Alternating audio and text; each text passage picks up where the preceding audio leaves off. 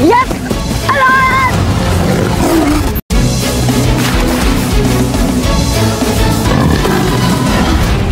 জানলে অবাক হবেন যে বেয়ার গ্রিলসের সবচাইতে বড় ভয় ছিল উচ্চতা নিয়ে। এমনকি তার এই ভয় কোনো স্বাভাবিক ভয় ছিল না, এটা ছিল একটা বিরল রোগ, যে রোগের কারণে মানুষ উচ্চতাকে ভয় পায়। কিন্তু মজার ব্যাপার হলো, তার কিছু বছর পর থেকেই সেই ভীতু বেয়ার গ্রিলসের শো শুরু হতে থাকে বিশাল উচ্চতায় হেলিকপ্টার থেকে নিচে লাফ দেওয়ার মাধ্যমে।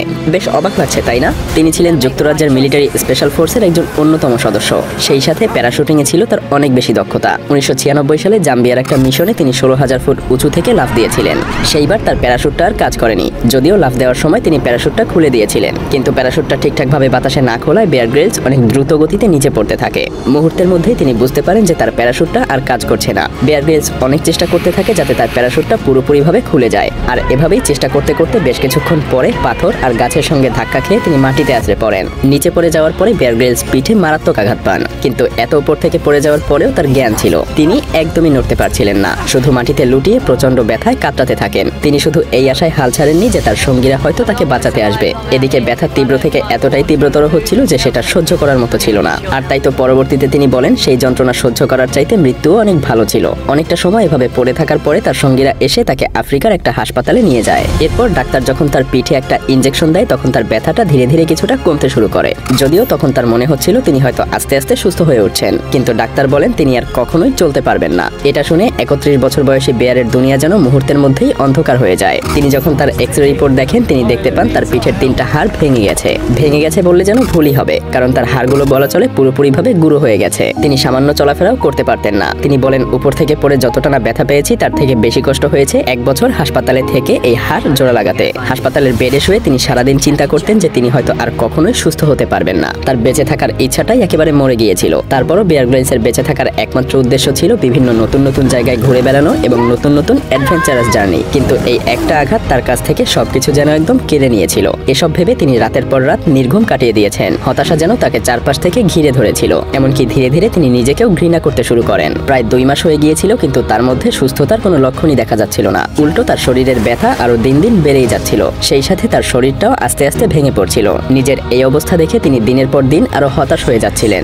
ভেতর থেকে তিনি ধীরে ধীরে ভেঙে পড়ছিলেন। তার কোনো কিছুই যেন আর ভালো লাগতো না। সামান্য কথাতেই তার কান্না চলে আসতো। ডিপ্রেশন যেন তাকে আরো জাপটে ধরেছিল। কিন্তু যারা বেয়ার গ্রিলসকে চিনতো তারা সবাই জানতো বেয়ার অনেক পজিটিভ মাইন্ডের একজন মানুষ। তাদের সবার বিশ্বাস ছিল বেয়ার গ্রিলস এই অবস্থা থেকে অবশ্যই বের হয়ে আসতে পারবে, কিন্তু তেমনটা যেন আর হয়ে উঠছিল না। কারণ বেয়ার গ্রিলস ভেতর থেকে খুব ভেঙে পড়েছিলেন। তিনি তার সামনে কোনো আশার আলোই দেখতে পাচ্ছিলেন না, কারণ তার সমস্ত স্বপ্ন একেবারে ভেঙে গিয়েছিল। হঠাৎ একদিন রাতে তিনি বিছানায় শুয়ে শুয়ে দেয়ালে ঝোলানো একটা ছবি দেখছিলেন। ছবিটা ছিল হিমালয় পর্বতের। ছোটবেলা থেকেই তার বাবা আর তার প্রচন্ড ইচ্ছা ছিল হিমালয় পর্বত জয় করার। তিনি দেখতে পান ছবিটার উপরে ধুলো পড়ার সাথে সাথে তার ইচ্ছা আর স্বপ্নের উপরেও যেন ধুলোর এক পুরো আস্তরণ জমে গেছে। সেই রাতে তার পাশে কেউই ছিল না। তিনি ছিলেন সম্পূর্ণ একা। তবুও অনেক সাহস করে কোনো মতে সে ছবিটার কাছে গিয়ে ধুলো পরিষ্কার করে ভাবতে থাকেন কিভাবে তিনি নিজেকে বাঁচাতে সেই শক্তি যোগাবেন, কিভাবে তিনি সেই হিমালয় পর্বত জয় করবেন। এসব কিছু ভাবতে ভাবতেই তিনি ঘুমিয়ে পড়েন। বেয়ার গ্রিলসের সাবকনশিয়াস মাইন্ডেও যেন এই চিন্তাটা একদম গেঁথে যায়। পরদিন সকালে ঘুম থেকে উঠে তার দাদির একটা কথা মনে পড়ে। ছোটবেলায় তার দাদি তাকে বলেছিলেন, বেয়ার, জীবনে যা কিছু হয় তা ভালোর জন্যই হয়। মানুষই নিজেকে খুশি করার কিংবা দুঃখী করার উপায় খুঁজে নেয়। যখনই তুমি কোনো বিপদে পড়বে এটা মনে করবে যে যা কিছু হচ্ছে সৃষ্টিকর্তার ইচ্ছাতেই হচ্ছে, আর সৃষ্টিকর্তা কখনো খারাপ কিছু হতে দিতে পারে না। সেই সময়টাতে এই কথার অর্থ তিনি বুঝে উঠতে পারেননি। বেয়ার তখন ভাবতে থাকে, তাই তো, তিনি তো এই দুর্ঘটনায় মারাও যেতে পারতেন, কিন্তু তিনি বেঁচে আছেন। নিশ্চয়ই সৃষ্টিকর্তা তার জন্য ভালো কিছু রেখেছে। এরপর তার সব চিন্তা দূর হয়ে যায়। জীবনে কি তিনি আর কোনোদিন হাঁটতে পারবেন? স্পেশাল ফোর্সে ফিরে যেতে পারবেন? তার এসব চিন্তা ভাবনা যেন হাওয়ায় মিশে যায়। আর এই ওভার থিঙ্কিং গুলো কমিয়ে দেওয়ার সাথে সাথে তিনি মানসিক শান্তি পেতে শুরু করেন। একই সাথে তার নেগেটিভ স্ট্রেসও কমতে শুরু করে। নিজের শরীরের আগে তিনি নিজের মনকে সুস্থ করতে শুরু করেন। মন ভালো থাকলে শরীরও ভালো থাকতে বাধ্য।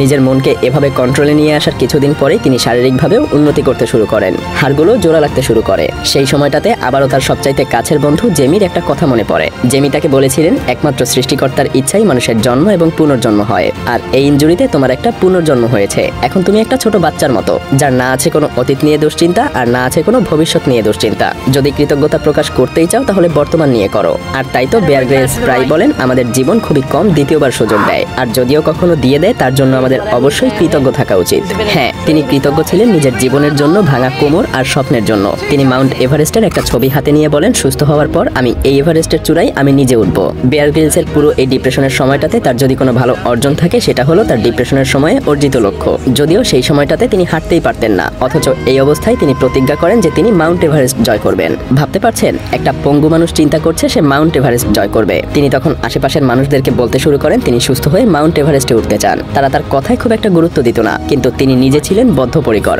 তাই তার মন আর শরীর দুইটার লক্ষ্যই এক হয়ে যায়। তারা যেন এক হয়ে কাজ করতে শুরু করে বেয়ারকে সুস্থ করতে।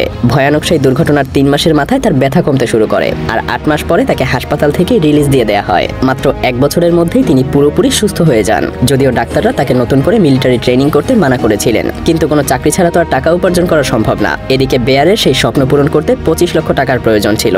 সেই সাথে হিমালয় পর্বতে ওঠার ট্রেনিং এর জন্য আরো বেশ কিছুটা অর্থ।